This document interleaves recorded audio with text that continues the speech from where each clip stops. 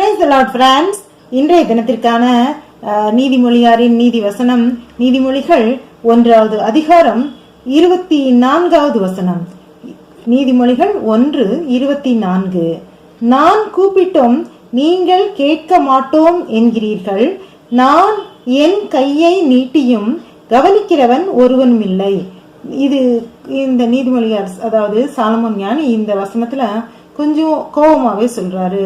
அவரை நான் எத்தனையோ நீதி வசனங்களை, நீதிமொழிகளை உங்களுக்கு சொல்லியும் உங்களுக்கு விரோதமாக இருக்கின்ற பகைவர்களை பற்றியும் பாவிகளை பற்றியும் உங்களுக்கு அறிவுறுத்தியும் நீங்கள் உங்களை கூப்பிட்டு நான் உங்களுக்கு அறிவுறுத்தி உங்களை சரியான பாதையில் வழி நடத்துவதற்காக நான் உங்களை கூப்பிடுகிறேன்.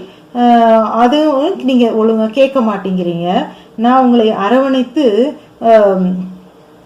கையை நீட்டி உங்களை அரவணைத்து சரியான பாதையில் நடத்துவதற்கு தயாராக இருந்தும் நீங்கள் என்னை கவனிக்க மாட்டேங்கிறீர்கள் அப்படின்னு சொல்லி கொஞ்சம் கோபத்தோடையும் வருத்தத்தோடையும் இந்த வசனத்தை குறிப்பிடுகிறார்.